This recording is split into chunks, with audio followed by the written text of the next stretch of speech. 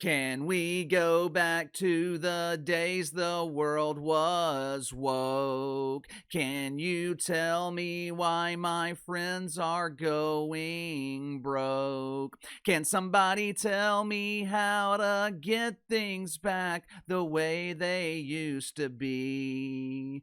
Oh God, give me the reason Ryan Clark is crying. Ladies and gentlemen, I come to you today with a very heavy heart. I have the unfortunate responsibility of informing you of another failed career that is being laid to rest in the woke cemetery. Yesterday afternoon, as I was preparing my video on the World Cup halftime show, I received dozens of messages from concerned parishioners at Woke United Methodist. They were asking me if these traumatic rumors were indeed true. I regret to inform you, the rumors have been confirmed. I've confirmed this through multiple sources that Ryan Clark is no longer receiving woke welfare from ESPN. Ryan Clark has indeed been fired. Let's take a brief moment of silence to remember the media career of one of ESPN's most high-profile, huge embarrassing failures. Ooh, another woke star bites the dust at the network formerly known as the worldwide leader in woke. I wonder who could have seen this coming? Last month, when we first discussed the pending layoffs at ESPN, Uncle Casey provided some suggestions as to who should receive a Bruce caboose instead of continued payments in the form of woke welfare. And number one on my list, crying Ryan Clark. To their credit, ESPN listened. Yesterday afternoon, crying Ryan Clark was on live television. He was polluting the airways with toxic mouth farts. He was trying to convince people that Dakota Prescott and the Dallas Cowboys were legitimate Super Bowl contenders. In the middle of the show, which I believe was NFL Live, crying Ryan was pulled off live television and informed that his toxic mouth farts were no longer needed. One of the rumored reasons that Captain Doofus was fired was his poor treatment of Peter Schrager and just about anyone else who lacks melanin.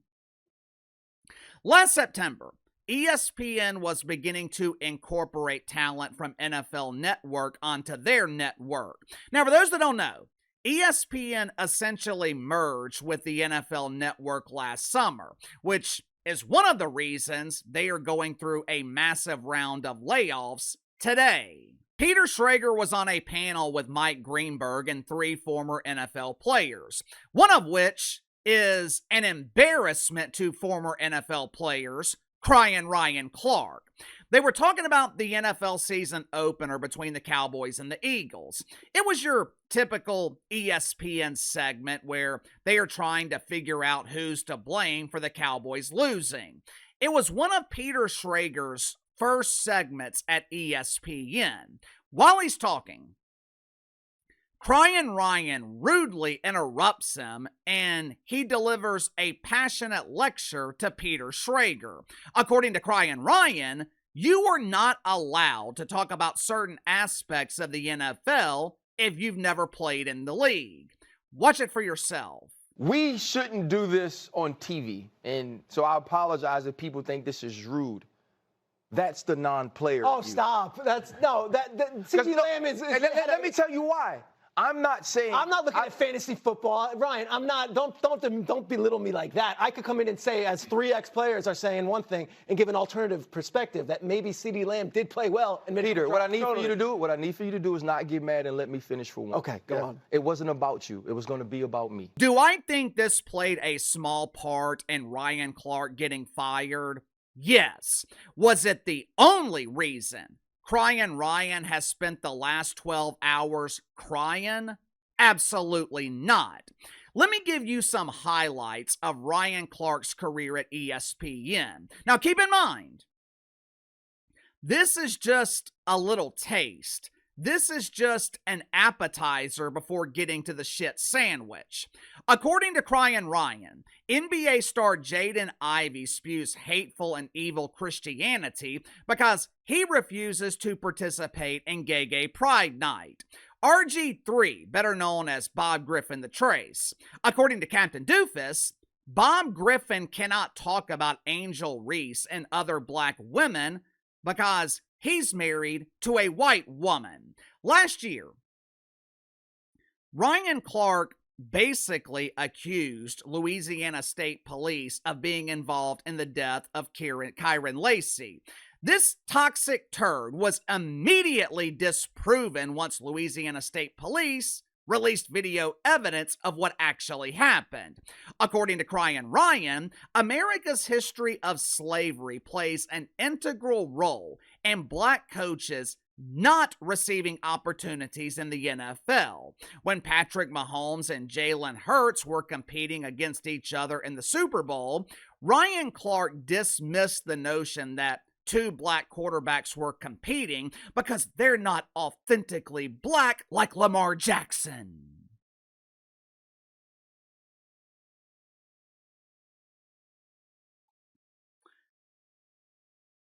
Those last 2 points about the NFL, those are important to remember. Next year, the Super Bowl will be broadcast by ESPN. And I cannot imagine that Roger Goodell, hey, it's me, Roger G. I cannot imagine Uncle Roger wants the ordained Ryan Clark. I can't imagine Uncle Roger wants the lead pastor at Woke United Methodist ruining the NFL's biggest game of the year with passionate sermons on fake racism. This is pure speculation on my part. I think ESPN has been looking for this opportunity for years. I think ESPN has been looking for an airtight reason to fire Ryan Clark. Hell, I think ESPN wanted to fire the face of disgrace 2 years ago.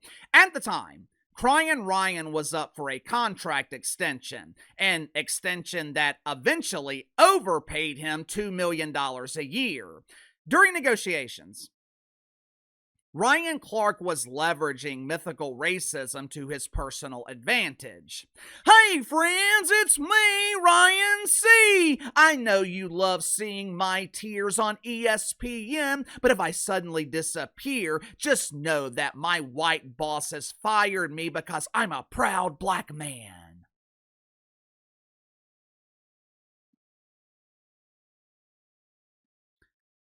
To his credit, manufacturing racism worked temporarily. Hell, Ryan Clark built his career on the gimmick of mythical racism. But here's the problem for Crying Ryan. If you've been following me here on the channel for a while, then you already know what I'm about to say. Gimmicks are designed to last for a certain amount of time. Eventually, all gimmicks become stale. Ryan Clark has been so blinded by fake racism that he failed to realize the business of mythical racism was bankrupted years ago. Think about it. Think about all the manufactured stars who built their career on make-believe. Jamel Hill, Carrie the Champion of Failure, the originator of the term huge embarrassing failure, Bomani Jones, Sarah Spain, damn near the entire panel on Around the Horn, Clinton Yates. Name one of those make-believe stars who have built a successful career outside of ESPN. Name one who has thrived since their woke welfare expired. Jamel Hill's YouTube channel with Carrie Champion, they have generated 70,000 views on YouTube in the last 30 days, which means they are making significantly less than minimum wage. This is why I am so hard on the WNBA dump. Well, that's not true. I'm hard on the WNBA because I cannot stand this toxic turd of a league. If the WNBA offered me $1 million to watch every regular season game for a year, I would declare bankruptcy. One of the main problems, though, in the WNBA, they rely on manufactured racism to generate mainstream interest. A league that is accustomed to bankruptcy is relying on a business that's bankrupt to survive. I wonder how that will end. According to The Athletic, ESPN was tired of the constant negativity, the constant controversy that was manufactured by Ryan Clark. But I think it's a bit deeper than that. Like I've been telling you guys for months, ESPN has focused on eradicating the woke fungus. ESPN has been distancing themselves from the disease of diversity. Again, pure speculation on my part. I think ESPN recognized their mistake years ago. I think ESPN realized that the disease of diversity was dividing their mainstream audience. But like any disease, you can't just get rid of it overnight. It takes time. I think ESPN has been monitoring reactions, or the complete lack thereof, when they fired woke stars. They quietly fired Sarah Spain. No one cared. They fired Bo Jones. No one cared. Earlier this year, they fired Clinton Yates. No one cared. Hell, the Yates family, they didn't even realize that Clint had a show on ESPN radio, mainly because no one was listening. These were steps leading up to ESPN firing their most high-profile doofus. And ESPN deserves credit for making this happen. ESPN deserves credit for finally listening to their audience. No one cares about your politics. When I'm watching First Take, I don't care about what Brian Windhorst thinks about abortion or immigration. As I was drinking my coffee this morning, I was watching the new season of WWE Unreal on Netflix, which is an appropriate name for the show because nothing you see in the WWE is real. I don't watch the product. I grew out of watching make-believe combat almost 30 years ago. If you have the ability to grow facial hair, you have aged out of the WWE demo. But anyway, I'm watching Unreal this morning, and they have this long segment with CM Punk and his wife KJ Lee. On the surface, me and CM Punk, we have nothing in common. He believes men should be able to freely use the women's restroom. I believe men have the God-given ability to relieve themselves anywhere. If they need to piss, they can fertilize the grass in their backyard. Stay the hell out of the women's restroom. CM Punk likes Star Wars. He's damn near 50 years old and still watches cartoons, or as grown men who refuse to grow up prefer to call it, anime. The rest of us call it children's programming. CM Punk, he is proud to be a doofus Democrat. We literally have nothing in common. But during the segment, CM Punk starts talking about Larry, the family dog. Larry is a rescue. He has a severe underbite. He's one of those dogs that's so ugly, he's precious. Larry travels with CM Punk and his wife on the road. They treat Larry like he is their child. While preparing for a show, CM Punk said, "I take care of Larry, I take care of my wife, then I take care of myself, in that order." I'm the same way. Child first, then Oreo, my second child, then my wife, then myself. Through this hideous dog that was so ugly that you can't help but love him, I found something in CM Punk that I could relate to. That is the point. And it never would have happened if the disease of politics was involved. Again, to their credit, This is something that ESPN has finally figured out. Politics has no place in sports. The disease of politics has no place in sports media. It is ESPN's job to bring people together. It's ESPN's job to make you forget about stuff that actually matters. And it is impossible to do that when you have someone like Crying Ryan Clark alienating your audience. Sound off in the comments below. I'll see you guys later.